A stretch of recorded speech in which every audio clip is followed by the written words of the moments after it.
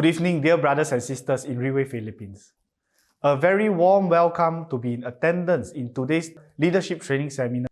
I'm James Cheong, General Manager of Philippines. It is very unfortunate that we still must meet each other virtually, but nevertheless, heartwarming and thankful that we are still able to meet each other regardless of the methods we use. And it has been an event that I have been looking forward to ever since its announcement. Over the course of these 2 days, Riway will hold a total of 7 different leadership training seminars, and yesterday, 3 different leadership training seminars were held in Singapore, Taiwan, and Indonesia at the same time. Today, we have 4 different training seminars going on concurrently in Malaysia, Japan, Hong Kong, and of course, the Philippines. Many of our leaders are gathered together in event halls within the regulation of different government agencies, and some gathering at home to participate in the training seminars.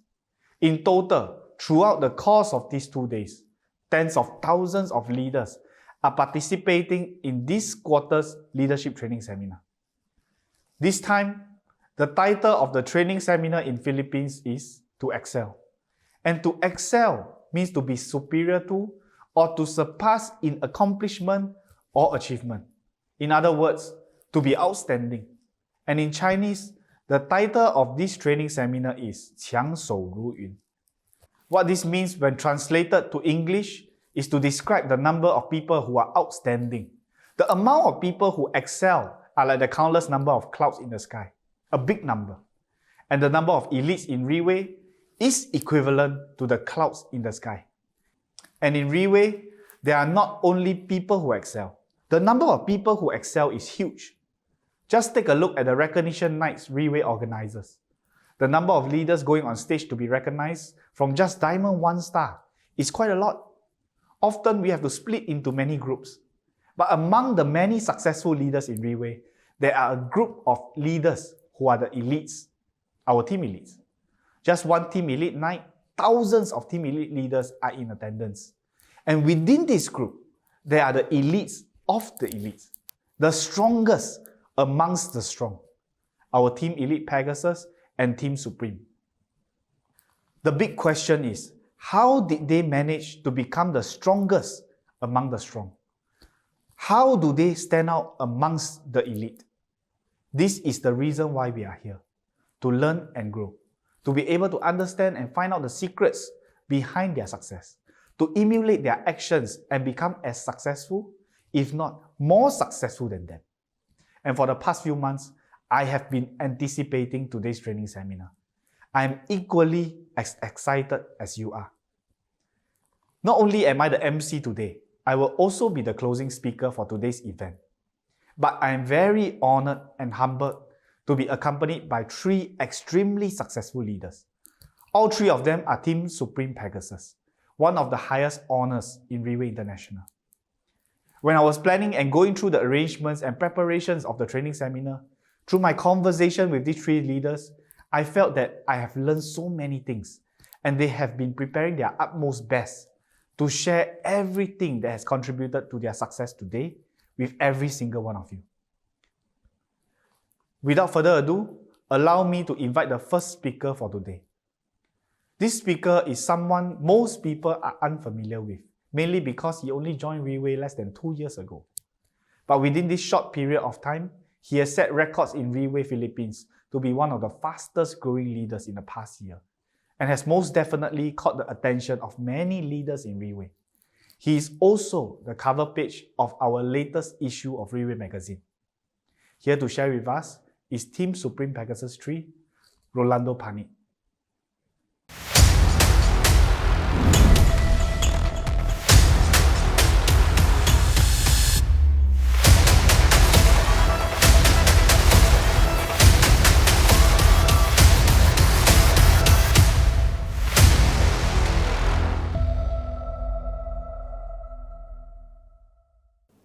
Thank you, Riway. Thank you, James, for this opportunity today. Most of you may not know me. I am Rolando, and I consider myself relatively new to Riway. I started my adventure in Riway in 2020, right around the time when COVID-19 was declared as a global pandemic. I am a OFW of more than 15 years here in Singapore, which can be considered an iron rice bowl as it has given me a feeling of security, that I can provide the needs of my family. In other words, I am contented, or I say complacent, with the situation that I was in. Working for more than a decade as an OFW gave me an illusion of financial security. I was able to provide more than the basic needs of my family, which resulted me in believing that my profession was the key for my future financial stability. Considering that I have reached the peak of my career, I did not see any further growth. What came as a shock was when reality bites, the illusion of security all the crumples down right in front of my very eyes. When several of my friends and people that I know lost their jobs, not because we are not good in what they did. Well, in fact, they were experts in their own fields, but they were retrenched because of the COVID-19. They had been in the industry for as long as, if not longer than I have.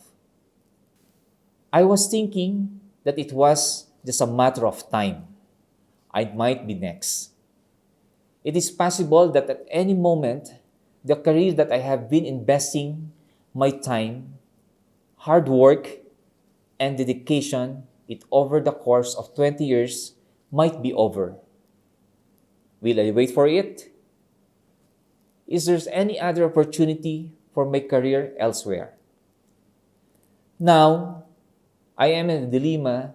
I spent years and years to hone my craft, but I was really unsure if I could find another jobs amidst the pandemic that could provide me with at least half of my income. The industry that I was in had been affected greatly by the pandemic. No one company is looking even higher now. So I started to have this growing fear in me because I am in a situation that I cannot control. I don't have any control as whether I can retain my job or not. It left me feeling very vulnerable and uncertain about my future. It is the fear and anxiety of losing everything that I have put so much effort and hard work for. And if I lose my job at this moment, how can I continue to provide for my family? I didn't like where I am. Don't get me wrong. I love my job, but I didn't like that I was stuck and confined a single source of income. It is like a farmer who is growing vegetables but has no control over the weather. Every single day, he hopes for sunshine for his crops to grow. But every time he looks up in the sky, it is gloomy, unsure of when the downpour will happen, unable to control what happened next. But if I look at it from a different perspective, if I choose to look at it positively, in fact, it was an eye-opener for me. I need to start taking charge of what I can control. It made me realize that I need to open my eyes for opportunity beyond my profession. I took action and moved. I didn't only move, I did it fast. I had this sense of urgency in me. If an opportunity came along with the impending uncertainty of the future, I did not have the luxury of taking it slow. I didn't have the luxury of taking my time. So I made a choice to open my eyes to see other opportunity beyond my profession. I saw Riway. Long story short, how I came to know of Riway is of coincidence.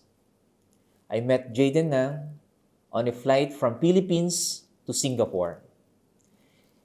Being stuck on the plane with a leader of his caliber for 3 long hours. He had 3 hours to convince me. And the rest is a story. I took action to grab the opportunity and join Riway. When I started doing the business, speed was the key because time of the essence.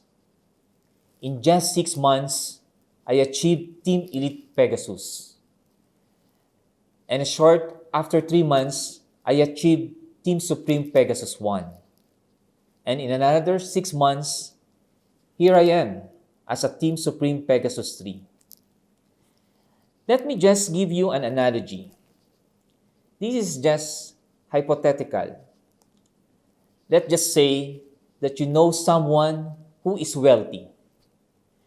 Based on what you know about this person, he is a generous and decent man. One day, you bump into him in a cafeteria and he just offers you a blank check. Yes, a blank check. He tells you to take it and write any amount you want, and it's yours. Now, my question to you is, number 1, would you take the check? And if your answer is yes, what amount would you write onto the blank check? And why? I will give you a few moments to think before I continue. Alright, there is no right or wrong to any of the answer and reasons. Now, in my own opinion, majority of the people will shy away and will not take the check. There are a lot of reasons why people will not take the check that is being given away unsolicited. Again, there is no right or wrong. If someone will politely decline or gladly take the check, the reason why most of the people will decline taking the check is because majority of them may be skeptical. In today's situation, people are very cautious. Why may think that something is not right? Even if the person knows the gentleman, why would he be giving a blank check? They are afraid of unknown, or perhaps you might think, what will be the catch?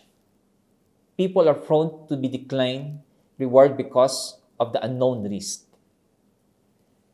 The second reason is that it could be a sham. Perhaps it is another scam. People may think that the blank check is a hoax. Perhaps there's no fun, and you may end up being a victim of swindle or prank. We cannot blame people who has trust issue. Perhaps most of us, if not all, we experience one way or another. It could be happened recently or in the distant past that we're being tricked, backstabbed, or scammed. That's why many are stuck in a trauma. They decide to play safe. Another group of people will decline the check is because they might have a good, high-paying jobs. Someone can be a manager, supervisor of a big company, or own a business. Or maybe they are professional like engineers, programmers, lawyers, or accountants. They decline to take the check because they are financially stable. They feel that they do not want to take the money as they are already making a good money. Why I take the money if you already have? Another portion of people decline the check because they might be afraid of others' opinion. One will ask, what if someone I know, maybe my friends, relatives, or colleagues, find out that I took the check? Will it tarnish my reputation? Or perhaps someone will think I am taking the advantage of the gentleman's generosity, even if the check is being given to me unsolicited. These people are afraid to be judged. They are afraid that people might look down on them. They might be concerned about their reputation of being tarnished, or the way people look at them might be changed. Then, there's a handful of people that will take the check. And out of those group of people, majority of them maybe have financial difficulties, trying to make ends meet. They will put on the exact amount they need, or possibly adding a little more as a buffer, just enough for them to be back on their feet, hoping a better opportunity will come along and wait for the luck to turn around. Now, there's a minute portion of people will take the check and will put the largest amount that they think is possible to sustain his need and wants in life. They do not care if they will be judged or not. However, no matter what you do, you will be judged. If you do well, people will judge you. If you fail, people will also judge you.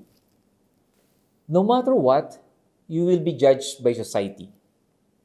People will judge you based on what you wear or what car you drive. No matter what you do, you cannot please everybody. Someone out there will judge you and scrutinize you. This is the fact of life. So with that in mind, that minute portion of folks will take you the check and write whatever amount he wants to sustain his needs and wants. Alright, here is an interesting part. What if I put the name in the story, let's say the rich and generous man is Mr. Lim, and the blank check he's giving you is the opportunity of freeway. I believe the numbers will be different because now the opportunity is obvious. It's easy for us to say, grab the opportunity. But reality, the first step, which I believe is tricky. Well, I guess the first step will always be tricky. Is how can we recognize the opportunity in front of us? Today, we can easily be blinded on the opportunity in front of us. That includes me. If not, because of the pandemic, perhaps I will still be one of the millions that earns from a single source of income, of being an OFW. I'm not saying it is wrong. I have nothing against having a single source of income. However, this is the one of many reasons why we are blinded on the opportunity right in front of us. It can be glaring, and yet it is not visible most of us. Unwittingly, opportunity comes past our way. We miss it, and someone will grab it instead of us. Why? Because we fail to recognize it, or better yet, we choose not to see it. The pandemic made me think about my situation, and I decided to make a choice to open my eyes to the opportunities in front of me. I am exactly where I am because of choices I made, which brought me where I am now. I made every choice and decide to open my eyes for the opportunity for me to grab it. Grabbing the opportunity is the easy part, just like accepting the blank check. But writing the amount is the hardest part. This represents how much commitment and hard work you are willing to give. There are moments in life that you cannot just go with the flow. It might sound cliche, but sometimes choosing the less traveled road will lead you to the things that once you only wish for. And those who can't decide for themselves tend to go to where the crowd is heading, thinking it is the safe direction. That is the nature of human beings. Whenever something happens, we will first think negatively. We will first think of the bad things that will happen. Let's give you an example. Let's say right now you are in the meeting and suddenly the staff of the hotel runs towards you and tells you that someone from home called you to look for you. Please go to the phone immediately. At the moment in time, what will you be thinking? Maybe you will be very flustered.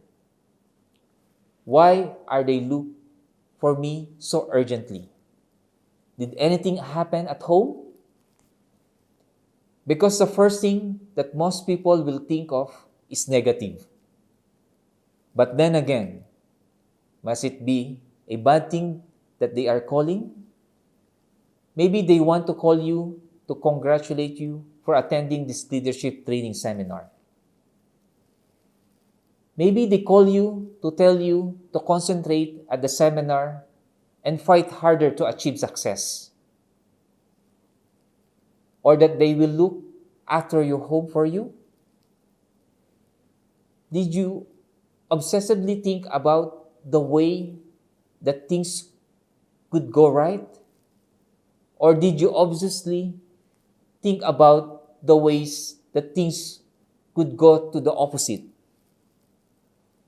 We think of ways on how we are going to protect ourselves. That is how we feel. In the moment you think, I'm just planning for the worst case scenario.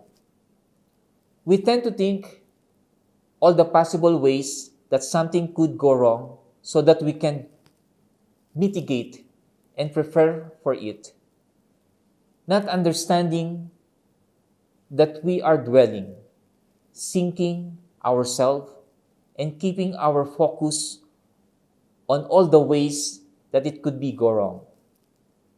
Their imagined future, a future of failures. You will go where your thought leads you, but they are not real. Instead of secluding yourself and using your energy and thinking and imagining all the possible things that could go wrong or something falling apart, think about all the things that you could do if you take action. All the numerous ways that things could come to you and work out for the better. Focus on that and take action that you need to be successful. You can do that. It will take huge amount of hard work. It's not going to be easy. You will have to push yourself harder, more than anyone has ever pushed you to. If you don't put the work in today, if you don't do the unending, relentless work of developing yourself into something greater, someone is out there to grab the opportunity out of your hands. It is not okay to make excuses. The world will not slow down so that you can keep up and step out in front. It is not okay to demand for great reward for small work. If you want to do great, you need to become capable of greatness. To become great on what you do, you need to be consistent. Consistent of pushing boundaries, your own boundaries. Success is not one-day event. It is what you must do consistently every day. If some days are tough, you found harder. This, my friend, will lead you to where you want to be. Giving opportunity that is in front of you is not dependent solely on whether you grab it. It also depends on how fast you action. I believe good habits are better than good luck. I remember James once mentioned, be aware of your thoughts because they become your language. What you think about will become what you say. If you think negatively, your words will also negative. Be aware of your language because they become your action. Be aware of your action because they become your habit. Be aware of your habit because it becomes your character. And your character decides your destiny. If you do not like your situation, make a choice. If you want to move fast, start by walking faster every single day. Don't walk slowly. Don't stroll. Act with a sense of urgency. Move with a sense of urgency. If you do not like what you feel, take action. Do something about it. Don't wait for something to happen because nothing will happen if you're grounded at the same spot.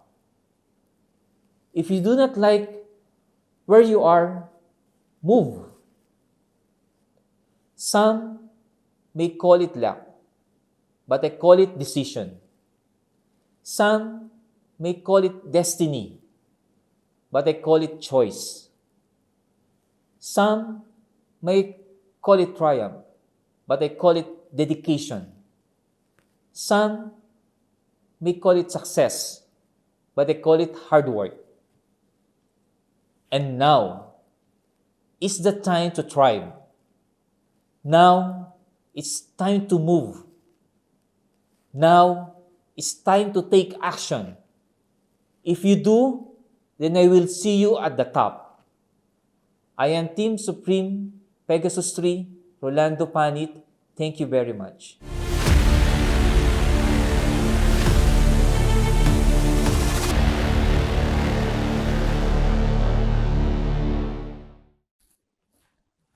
Thank you, Rolando, for your exciting sharing.